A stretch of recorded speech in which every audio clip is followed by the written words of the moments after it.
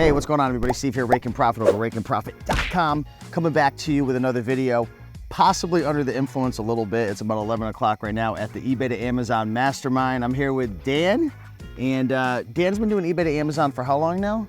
About 2 years. 2 years, and you're moving up the ranks pretty quick, man. You're at about 50K a month in sales with eBay to Amazon, and you do mostly what, high ticket flips? That's right, that's right. I do a lot of high ticket items. Feels good. Feels good. Really got traction in the last 6 months, and I hope to keep growing and getting bigger. I always see, yeah, it's funny because I've been like, you know, humbly bragging, whatever that means. Like, oh, my ASPs went from 50 to 60 to 70 and 80, and then Dan will come into the eBay to Amazon Master Group and be like, yeah, I just sold an item for like $400. I'm like, okay. So are you only focused on items that you buy from eBay to flip on Amazon that are over a certain price? Yeah, I do keep my filters pretty tight for flip mine. I only go after items that are over a certain amount of money. It seems that there's a lot less competition, and it's open water. But like, what's that number? Like for me, like my average selling price right now is around like 70 bucks or so. What are you like aiming for? So I mean, I aim as high as I can get. Yeah. But I'm coming in around 120. On good days, it's like 200. Ooh. So I'm trying to crank it up as high as I can. Yeah. And what are your thoughts? Like, some people think you could only flip items that are going to sell for 20, 30, 40 bucks. Like, what would you say to some folks that are like, you can't do that consistently. You can't buy items, you know, for 100 and flip it for 200. I tell them the rate and then keep doing it. Yeah, right? That's the thing, is you got a lot of limiting beliefs about what you can do, how you can do it. And the truth is, anything's possible in the space. Just because somebody hasn't done it doesn't mean it's not doable. Yeah. And doing things that people aren't doing is probably where the money's at. Yeah. Mm-hmm. So you'd mentioned FlipMine before. Can you share with some folks who might not know what FlipMine is, what exactly it does, and maybe how you use it? Sure. High level. FlipMine grabs eBay listings, pairs them up with an Amazon listing, gives you the breakdown of the data points of sale price, ranking, scrapes the data so that you can read it and make sense of it. Based on your ROI and based on your profit. Based on your filters. Yeah. So when I first started using FlipMine, I was a little confused by filters. So how do you use filters? Like, what exactly is a filter? A basic filter will be like sales rank. You want to see things that are less than $1 million. Yeah. It'll pull things that are less than $1 million. Obviously, drilling down through category. Yeah. And then ROI, profit in dollar amount, helps you really dial in what you're looking for and make the buys that you're trying to make. Yeah, so like you can use FlipMine with almost like no filters. I call them open filters, where maybe you just have, I don't know, rank, profit, ROI, but you don't like drill down into the category at all. Open filters are great because you get to see a lot of different products. The problem is you have to analyze like hundreds of products at once, whereas when you use a filter, you're really able to like dial down. So maybe you want to go into the music category, and then you want to dial it down into maybe cassettes or whatnot. Exactly. So yeah, FlipMine's I would say FlipMine's probably the best way to start flipping eBay to Amazon. Do you use a replens list or anything, or are you just like hanging out on the front page of FlipMine sourcing? The front page of FlipMine is my spot. It's open on the other screen and have an auto refresher that sits on it. Yeah. Refreshes the page every, I don't know, 2 minutes, 2.5 minutes. Oh, I didn't know that you used that. Yep. That's my sauce right now. Yeah. Don't tell anybody. Yeah, hey, keep that on the DL, right? I don't do a replens list because the items I'm after don't tend to come up more than once or twice. Yeah. It's hard to turn that into consistency. Yeah, for folks who are doing like online arbitrage, you know, you're maybe going after an item and buying 30, 40, 50. Right. You're waiting for, you know, reoccurring sales, maybe picking it up more often. At least for me, a lot of it's just one-off items, right?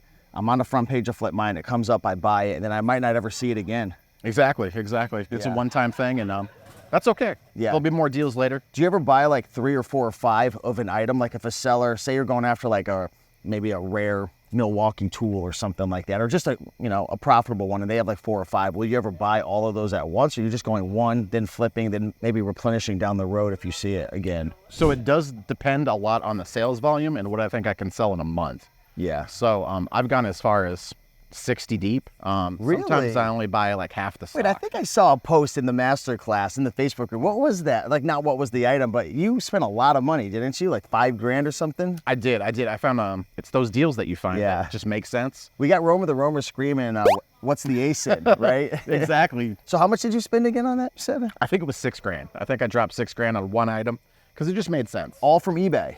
Yep. How many units was it? 60. 60, and what was the average buy cost? It was $105 a unit. Wow. Yeah. Wow. And that's crazy. The sale price on Amazon was about $235.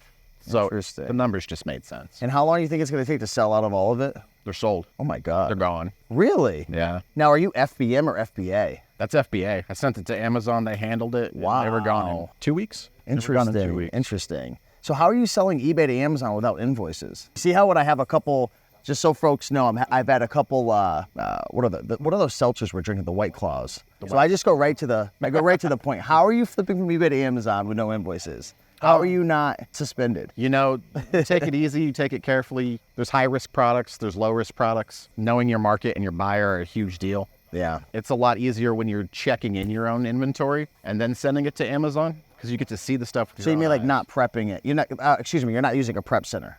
Right. It's a little hard to relinquish that trust to somebody just yet. Yeah. Because you want to see it and make sure that they're getting good product to avoid things like that. You know what's crazy? Like, so we're at the eBay to Amazon mastermind now. We've got two guys here, one doing 80 grand a month, one doing 100K. They don't even touch the products. They're using a prep center. They're cooking it. That's wild, right? Yeah. And since I had a car hit my house, I feel like maybe I should get a prep center. I think I'm in the same boat. Yeah. It's going to take some trust. That's for sure.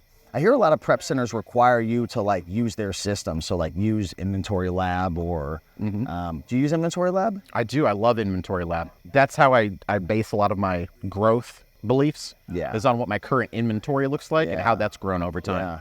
I've grown up to currently, after all debts are paid, I currently have about $60,000 worth of stock. Yeah. Yeah. And that's nice. It's been really nice to watch that grow over time. So right now it's, I think, September 15th or 16th or something like that. Where do you want to take things, you know, moving into fourth quarter, October, November, December? Like, do you have maybe a sales goal? Do you have a spend goal? I mean, you don't have to obviously tell us, you know, the ultra specifics, but are you trying to like go crazy and really, you know, take it to the next level? Or is it just based on how much credit and capital you have available? You're like, I'll spend it all.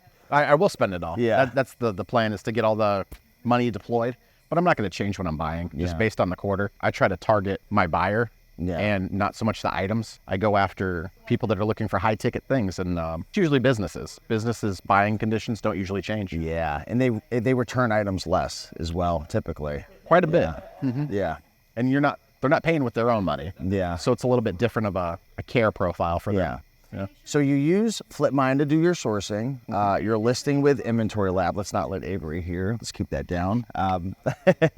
What else are you using to like maybe analyze your products, deal with IP complaints, any inventory management software, anything like that you're using? Sure. So, I mean, I think it's pretty standard to have IP alert. Keeps you up to date on, you know, who's sending complaints, who's not, telling you whose products might be higher risk than others. Keepa, of course. That's a back pocket of, I think, every successful seller. Yeah. The paid subscription. Yeah, you've got to pay for it, man. You need the data. Some people say, you know, it's funny. They'll be like, you're crazy. You don't need Keepa. Done all this in sales. I'm like, how? Yeah, I don't get that. It just seems risky. It feels that way. Like, how do you know the buy box statistics? Isn't that required for a paid Keepa? Like variations? Like, what do you just guess? I'm in the same boat. I don't get it. Yeah, I don't get it. I don't get it. I don't know. Maybe there's something I don't know, but I don't. It'd be a good question for them, because I don't know how I do without it. I'm not going to figure it out 5 seltzers deep right now. No. Yeah. Seltzers or not, I don't think Now's not the time. Exactly. But I do use Seller Amp. I'm a fan of Seller Amp. Me too. It gives me a lot of data that I'm not getting in other places. Yeah. Without crowding my screen and making it too bulky. Yeah. So too confusing. To kind of end things off here, can I ask you a couple like little speed questions? Like, just first thing you think of, just tell me what your thoughts are. Let's do it. Would you be okay with it? Okay. Yeah, let's do it. Minimum profit you're willing to flip eBay to Amazon? Minimum profit? Yeah. 70. Oh my God. I've said this to like 70%. Oh, okay. I thought you were like $70. I'm like, this dude's like really on another level. Juicy. This high ticket. Yeah. But like dollar amount. That's your ROI, 70% minimum. Yeah, so ROI would be 70%. I like to keep my buys above $100 cost. Yeah. I like to keep them up higher. Will you take a $20 profit, a $30 profit? Will you take a $10 profit? No. I like to spend my capital on more expensive things. The less SKUs I touch, the less items I have to deal with, the lower my risk profile overall. And you know what's interesting? We've got a little hot tub behind us. You can't see it. Maybe we'll put some B-roll, but last night it was, I don't think you were in there, but I was in there with Josiah. I was in there with Seth. I was in there with another guy. It was over $300,000 a month in eBay to Amazon monthly revenue, right? Obviously not all profit, but we were talking about like the importance of higher ticket. And there was another guy in there saying like, I don't want to flip higher ticket. It seems riskier. You know, he's a good buddy of mine, but I said, my response was like, what does it really matter as long as your return rate? Because he was like, I don't want to get a $150 return. I don't want a $180 return. And it's like, it hurts when you get a big return. But at the end of the day, if you're spending $30K a month or you're selling 70,000, like what's your return rate? Like what's your turnover rate? Is your profit and ROI in line? Like who cares? Like the short term, it hurts. But in the long term, it's like, you know what I'm saying? What are your thoughts on that? The only number that matters to me at the end of the day is the ROI number. I want to make sure my capital's working for me. Yeah. I currently have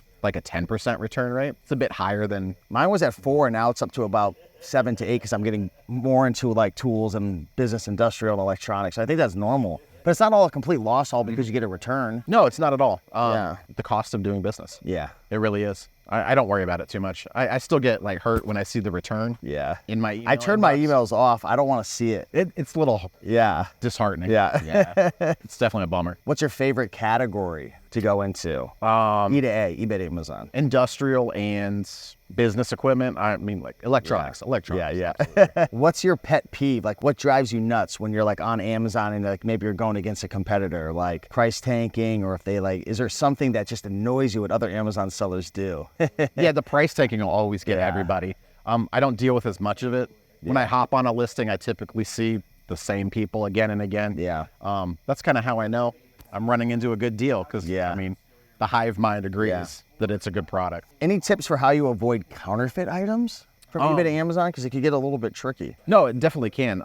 I did just get an IP complaint for a counterfeit. Test buy or no test buy? No test buy. So those are the best ones. Yeah. It's like a brand just trying to kick you off, right? That's pretty much what it is. They're just trying to put you on notice that they see you. Immediately, you just handle them. Send them an email, apologize, tell them that... Do you acknowledge it and just get it removed? Like, will you go through that? No, like immediately. Acknowledge it? Yeah. I mean, I'll email them first. Yeah. Put them on notice, give them some time, and then acknowledge it. It seems to be handled pretty quickly. For folks who are watching and maybe they're new or they've been doing it for a while and they're thinking like, man, like if you're doing eBay to Amazon, you know. If you don't, you don't know. But if for the folks who are doing it, maybe they've been doing it for like, I've been doing it for 2 years, but maybe folks who have been in this for like 3 to 6 months are like, this is cool. You know, is this going to last forever? What's your opinion of the future of eBay to Amazon, like in the next 5 years? Is this something you think is going to still be around? Do you think it's going to get shut down? You know, it's a loaded question, but. Well, both companies aren't going anywhere. They're definitely staying. I guess it's how Amazon wants to treat us and how fine of a filter they want to put us through. Yeah. I don't feel like it's going anywhere. People have been drop shipping for like 15 years. People have been. It's way harder though. Your business will last as long as you think it'll last. And find solutions. Yeah, it's a constant battle to find those solutions to stay in business. Absolutely. And the truth is, like, if people don't tell you this, they're lying. Like, Amazon's always squeezing the seller. They're always squeezing as much as they possibly can. They're always trying to, let the cream rise to the top and get rid of the sellers. And I don't know. I think there's a bright future, but I do think it's going to get more challenging. I've said this before, but I really think like these next few years are like kind of like the money grab in a sense. I don't know. Maybe that's exaggerated, but I do feel it's going to get more challenging over time.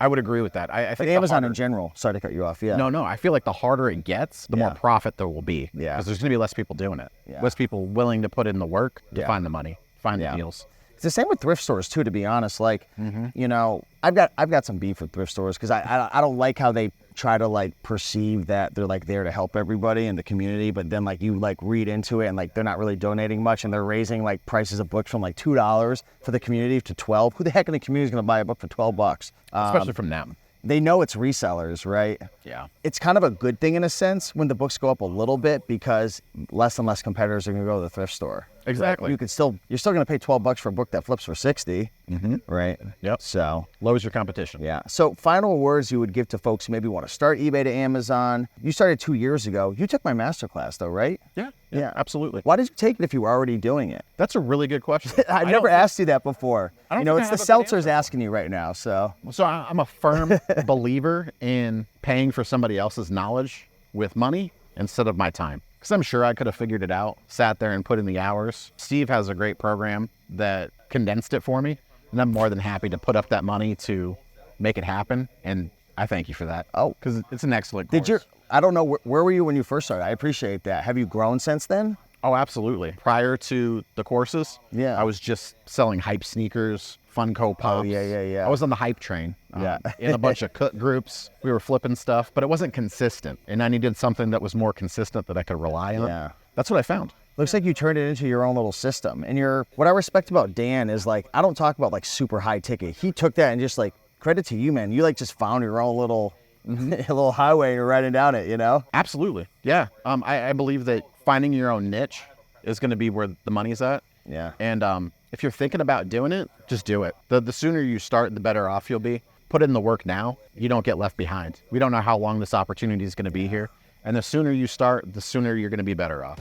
And build other income streams while you're doing this. Like tomorrow I have a presentation here at the Mastermind about Amazon Influencer, because you're hyped up about that. Dude. And I know you're hyped up about that. And for anyone doing eBay to Amazon, selling on Amazon, you should be reviewing your stuff. No, it's great. It's something that... I mean, I'm a nobody. I've only been doing it for a month, so don't listen to me, but sorry to cut you off. Yeah. No, again, think about how many items you buy from Amazon and how many items that you just have that are sold on Amazon. There's a huge marketplace here that you can take advantage of and, change a lot of things in your life. Yeah, we're gonna have to do an update, man. Like, who cares about the E-Day? We got to see the Amazon Influencer update with you, man. I'm excited. Yeah.